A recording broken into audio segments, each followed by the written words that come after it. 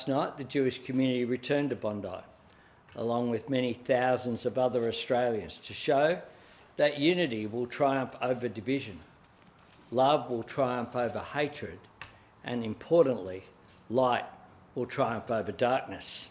And that was the theme of the vigil, light over darkness. Emotions were raw and a lot of people in the community are hurting and angry. And some of that anger was directed towards me, and I understand that. As Prime Minister, I feel the weight of responsibility for an atrocity that happened whilst I'm Prime Minister. And I'm sorry for what the Jewish community and our nation as a whole has experienced. The government will work every day to protect Jewish Australians, to protect the fundamental right as Australians that they have to be proud of who they are, to practice their faith, to educate their children, and to engage in Australian society in the fullest way possible. We're not going to let the ISIS-inspired terrorists win. We won't let them divide our society, and we'll get through this together. And today, my cabinet has met for the second time since this incident. As well, the National Security Committee met for the 9th time since this anti-Semitic terror attack.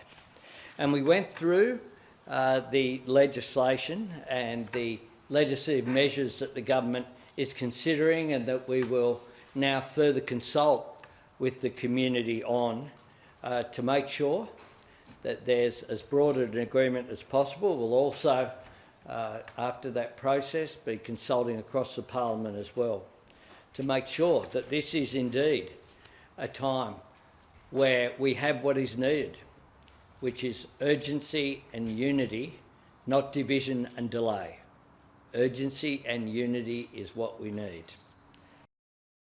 A summary of the legislative measures that will be considered: creating an aggravated offence for hate preaching, advocating violence against protected groups, increasing penalties for existing offences for hate speech, advocating violence or property destruction against protected groups, making hate motivation a factor in sentencing for Commonwealth crimes with options to limit this to online threat and harassment crimes as announced to expand to all Commonwealth crimes if required.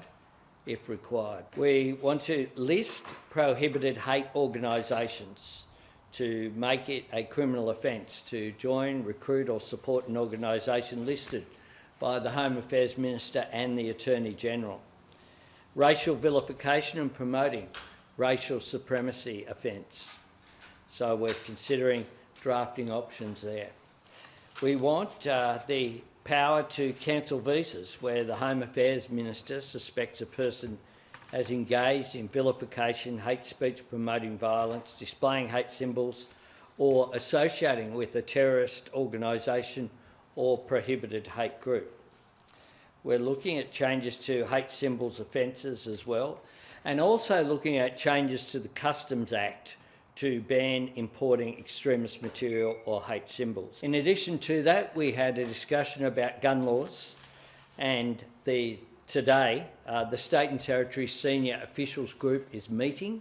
We want to work through with State and Territory governments. I know that New South Wales is considering legislation this week, but we want to work through right across the board those changes or proposed changes. If you like this video, then like, share and subscribe to Mirror Now.